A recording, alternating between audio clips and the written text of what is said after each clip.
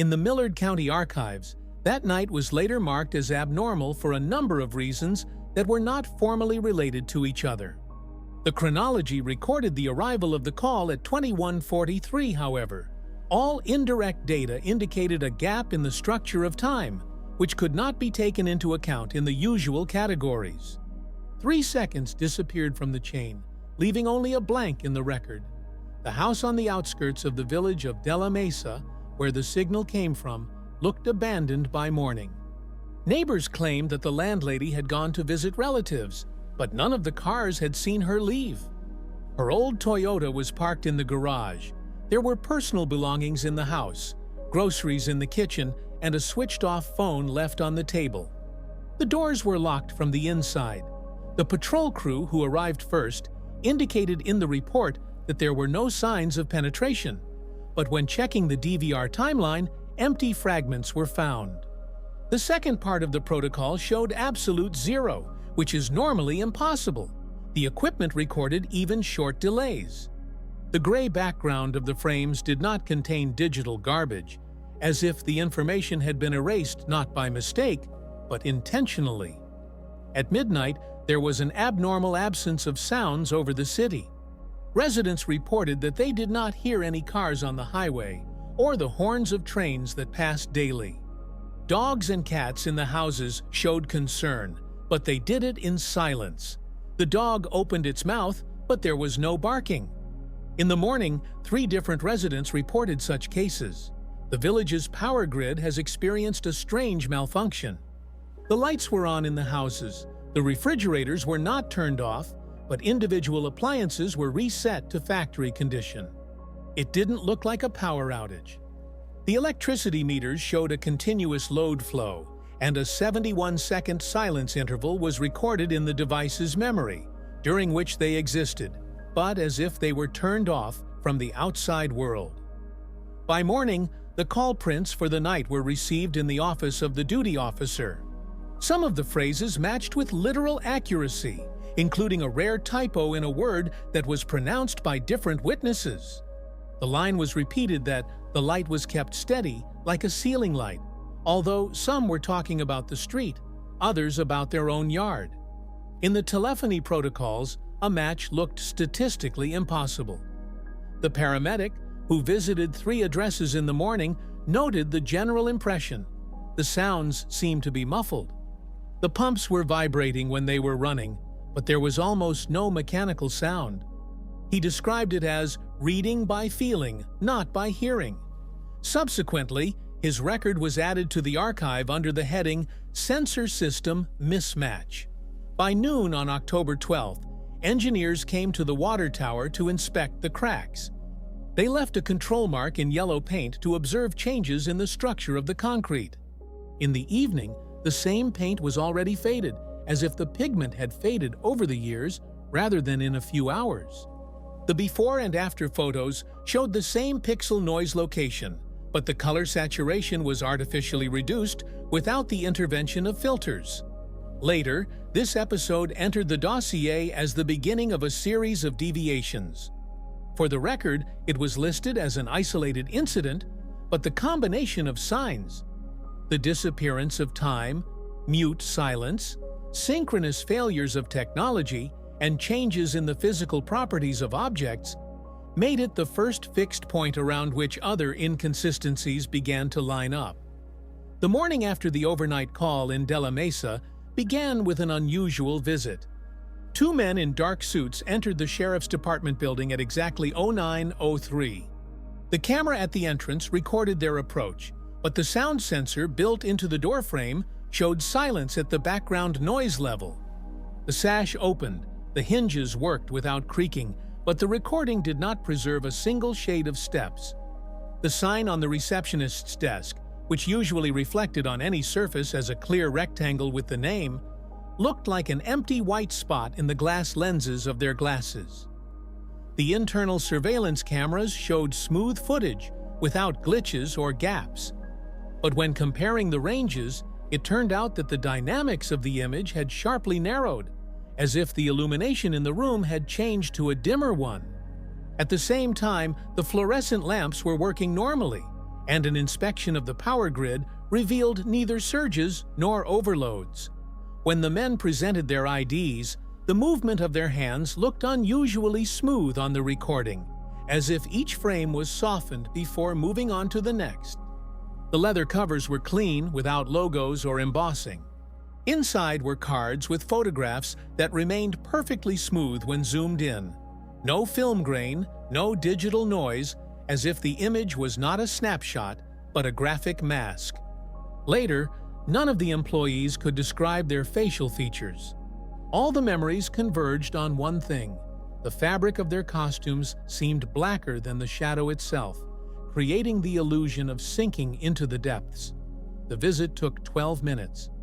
The guest registration log, where the names and purposes of the visit were usually recorded, remained empty, although the pages were numbered for this interval. The officer on duty later found a blank line in his notebook about the transfer of case materials. When trying to remember which documents were transferred, the memory turned out to be blurred. The officers' body cameras in the building retained the video, but the audio track was a continuous layer of silence with minimal fluctuations at the level of 18 to 19 dB.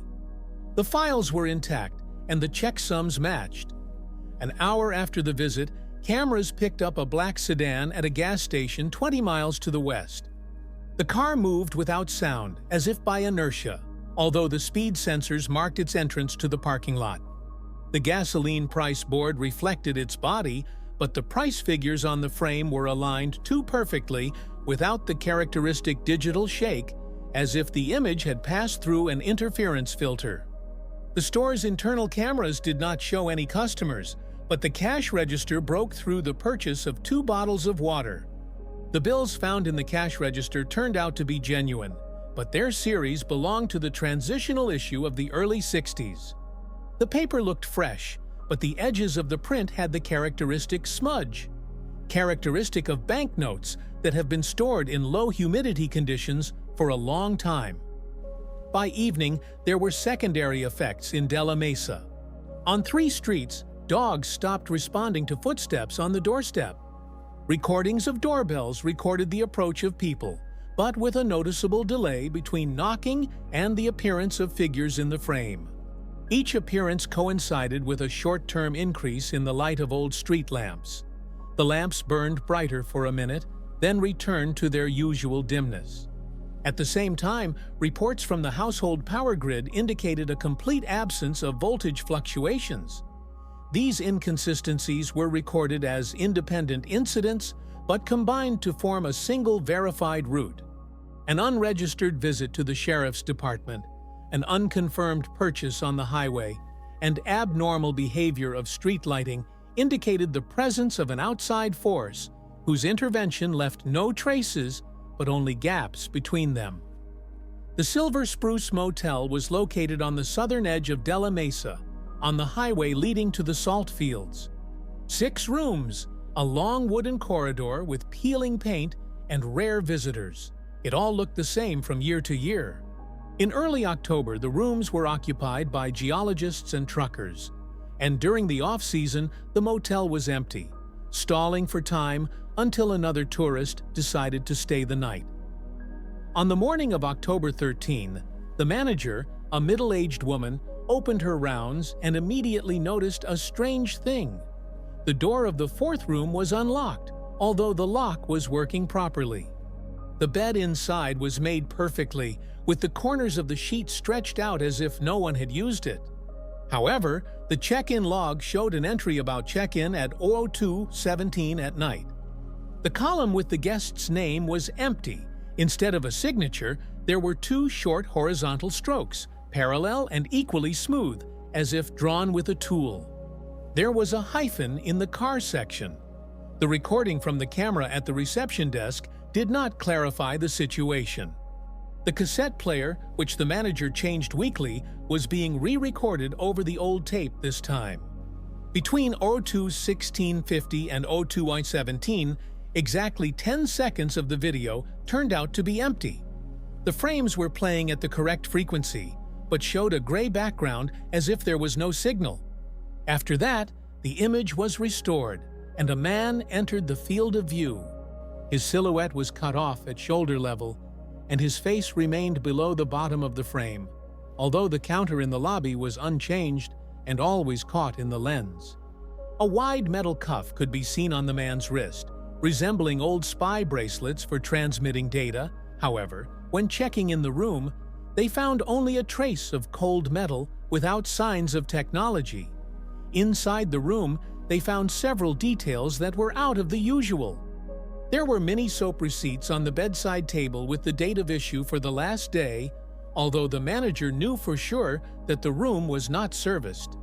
Next to it was a cardboard box with a timetable for a bus route that had been closed 15 years ago. The bus stopped running after the line was abolished, but the timetable looked fresh, as if it had been printed recently. The paper did not have yellowed edges, the paint remained saturated. There was a palm-wide strip of smooth dark dust on the surface of the table. It looked like a handprint, but it did not contain a pattern of skin, furrows, or fingerprints.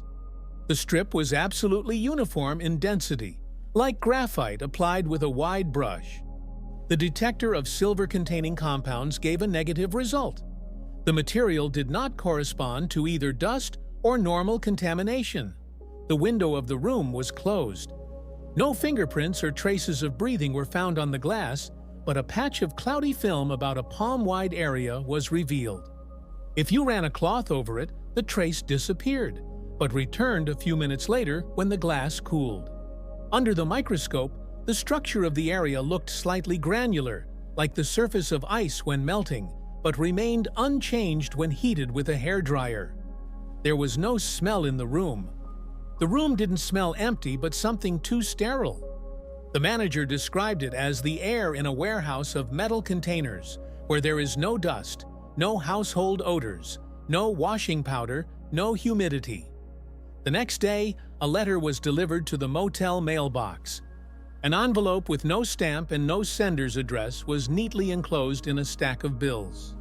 The letter-sized paper with a slightly rough texture carried a printed text.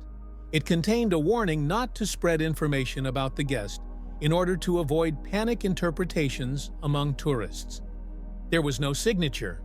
The font looked like an old monospace typewriter, but when viewed, each O character shifted up by half a point relative to the line, creating a feeling of slight instability. The manager hid the letter in the safe and marked it in the magazine. A day later, the document disappeared. The shelf of the safe turned out to be empty. The lock was intact. There were no signs of forced entry.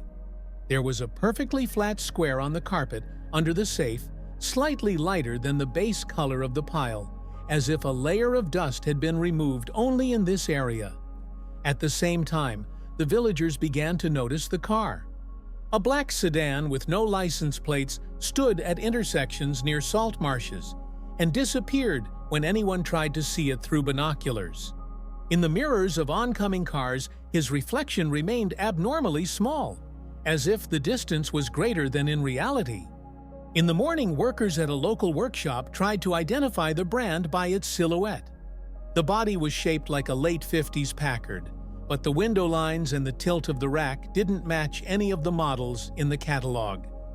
The photographs, taken from different angles, had one feature during development. Light-colored microfractures appeared on contrasting parts of the body, as if the film recorded a reflection that was not in the visible range. Even digital photos from phones retained the same artifacts, but only in black and white. During the day, the manager noted that room 4 remained strangely quiet. There were no drafts. The air conditioner was not turned on, but the temperature inside was exactly 2 degrees lower than in other rooms. The electronic thermometer recorded stable readings, but in the measurement log, the battery life was displayed with a difference of 10 minutes relative to the rest of the devices. In the evening, while checking the hallway, she noticed another detail. The sign with the number 4 on the door was tarnished, although it had been painted with fresh white paint the day before. No traces of moisture or scratches were found, but the paint looked as if it had burned out in the sun over a decade. On the same day, 2 motel guests staying in neighboring rooms reported a strange silence at night. One of them said that he had heard door 4 open and close several times, but the lock remained locked from the inside. Another claimed that he saw a weak light in the window, but the lamp in the room was unplugged and the light bulb was missing. All these details were formalized as a single protocol. But the final version of the document did not include the name of the manager, her signature, and the marks of the guests.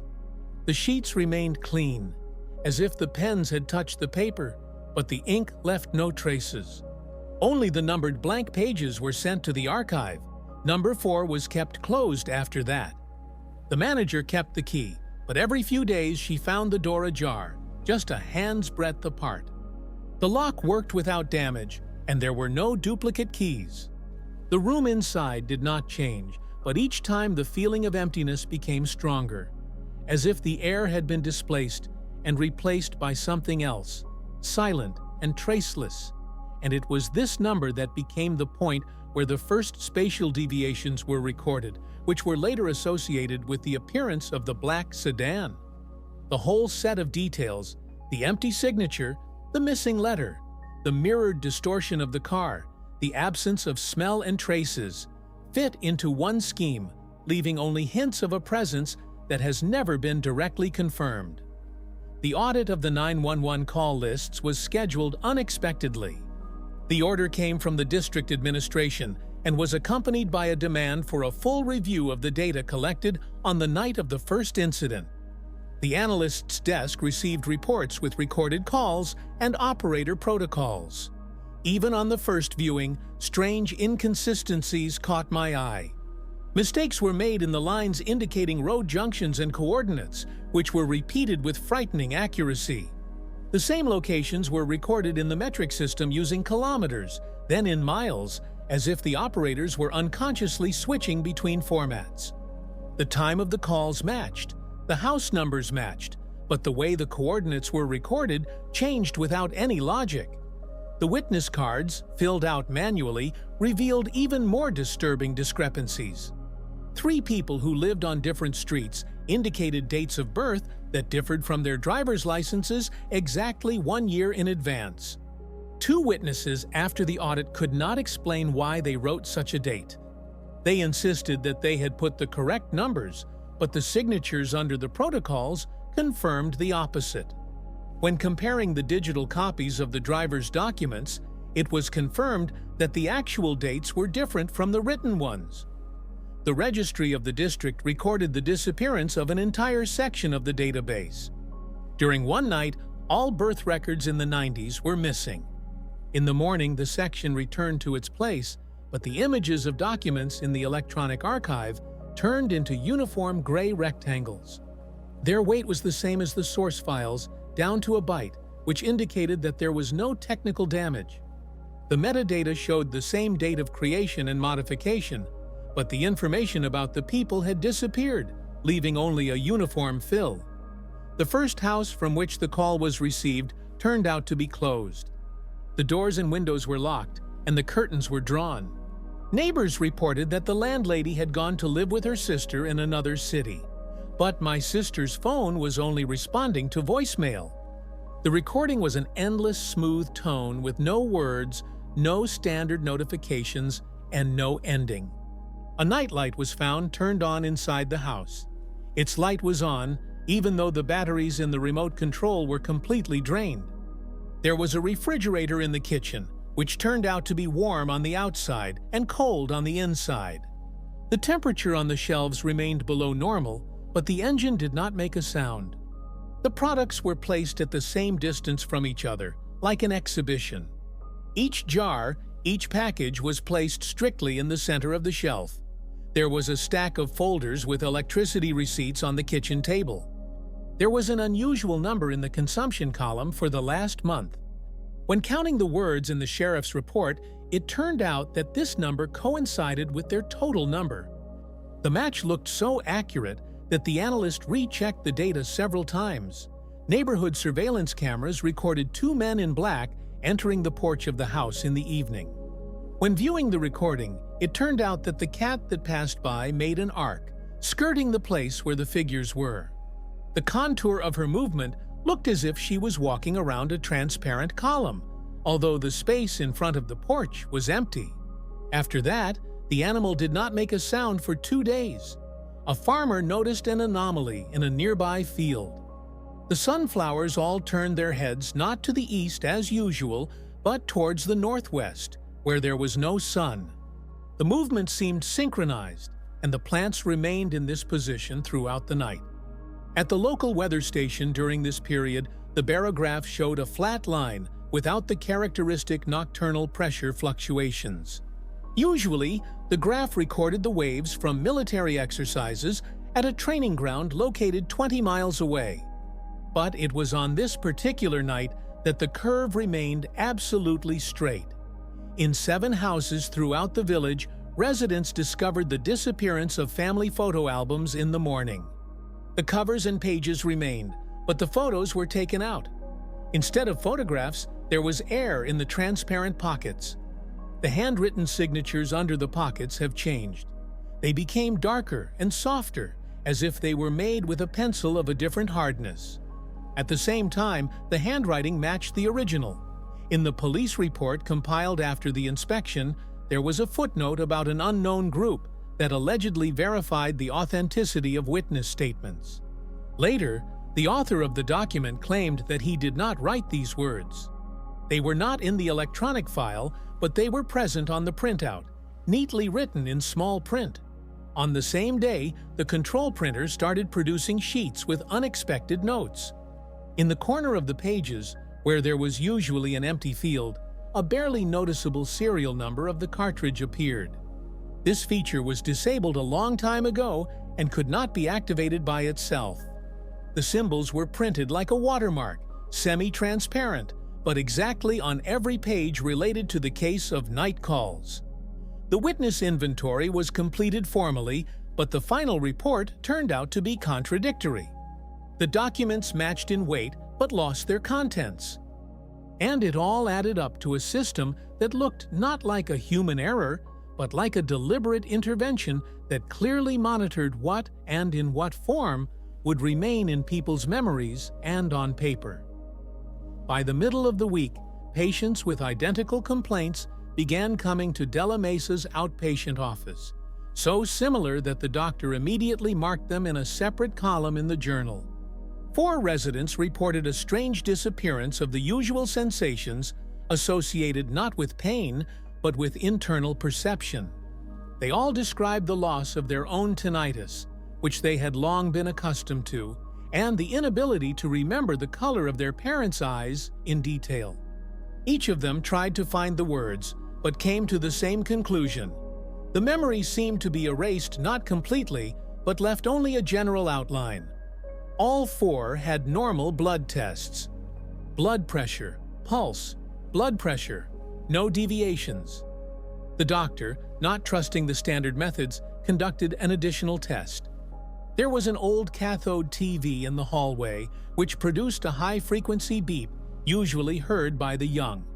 All 4 of them did not respond at any frequency. Their ears remained deaf to this sound, although other visitors were sitting in the office, startled by the annoying squeak. Each of the patients mentioned another strange episode. Overnight, fridge magnets disappeared from their homes. Clean rectangular contours remained on the surface, as if someone had removed magnets, but invisible copies continued to hold the trace until a certain moment, and then disappeared at the same time.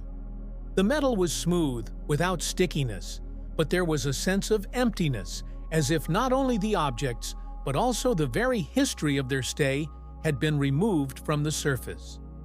While the doctor was trying to systematize the complaints, the post office building on Main Street experienced its own malfunction.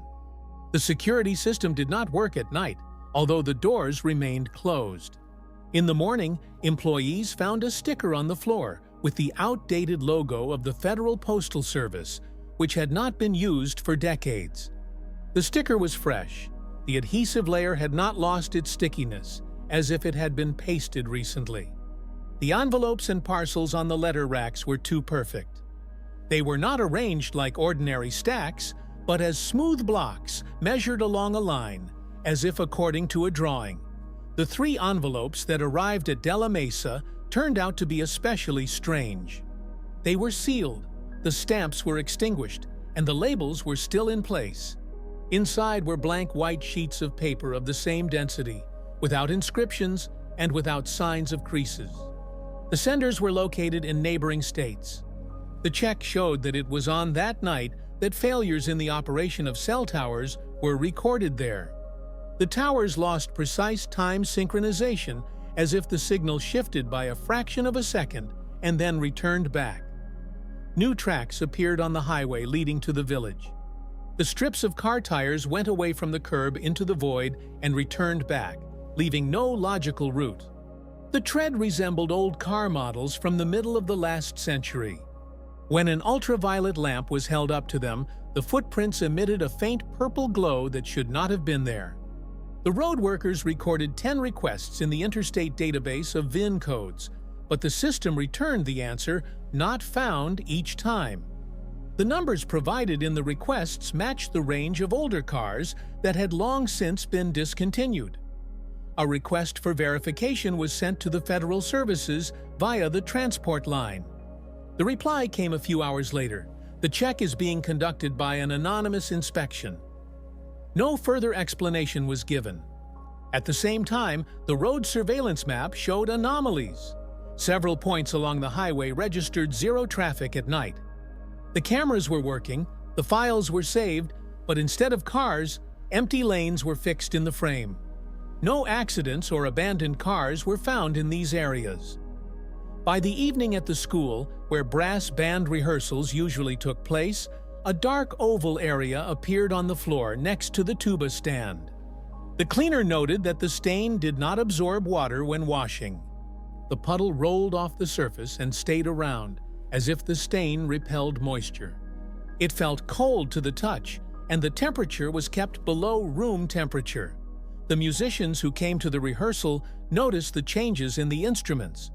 The copper pipes and tubes looked opaque, as if they had been covered with a thin layer of soot. At the same time, the surface remained clean and did not get your hands dirty. When the students pressed the valves, the usual metallic click was not heard. The flutes did not make a single rustle during disassembly, as if the mechanics had stopped producing sound. A young teacher who was watching this made an entry in a journal.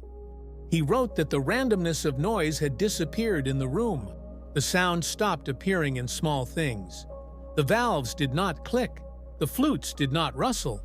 The footsteps on the parquet sounded muffled and even, as if through a dense filter. The air in the hall became viscous, and even the musicians' breathing seemed quieter than usual. It all added up to a strange system. The disappearance of personal memories, empty envelopes, traces of cars that are not in the registry, and a hall where the sound lost its randomness. It was as if someone had started making their own census, not of people, but of the voids that had been left in their place. Every little thing was recorded, every absence had its mark. Reports called it anomalous voids, but for the residents of De La Mesa, everything looked different, as if the very fabric of habitual life had begun to burn out in places, leaving smooth and clean holes. By the 9th day after the first reports, the district received a letter that immediately aroused suspicion among the employees. It looked like official correspondence from a federal agency, but without specifying the department or specific contact details. The paper was thick, with old-style watermarks, and the seal was on demand, although the letter had not arrived in the mail. It was brought by couriers in identical gray raincoats, leaving an envelope at the reception of the district court building. The return address contained a code that did not match any zip code in the United States. Inside, it was stated that an inspection had been carried out due to false reports of airspace violations. The text referred to the verification of sources in the village of De La Mesa, as well as the need to avoid public publications in order not to provoke a secondary wave. The sheriff's department had prepared a summary report, but the documents looked like they were framed for visibility. The headlines contained the correct dates and case numbers, but there was a solid gray stripe under them. When opening electronic files, any employee saw a text block with a space character filling the pages. Attempts to copy this void into another document produced a strange result. Instead of spaces, 5 of the same words from the old district charter were inserted, which had nothing to do with the case. When printing, these words disappeared, and the paper became empty again. The P cameras at the water tower recorded the night without a single glitch. The shots were smooth, as if someone had covered the lenses with a neutral filter from 2140 to 2150, and then returned everything to normal. However, upon closer inspection, it turned out that the chapel on the neighboring hill was glowing brighter than usual, as if lamps were burning in it.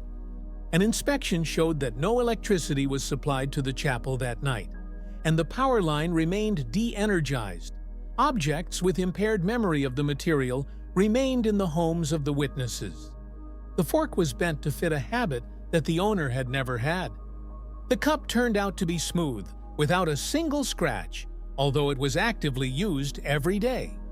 The jacket on the hanger looked new, without creases, as if it had just been taken out of a showcase.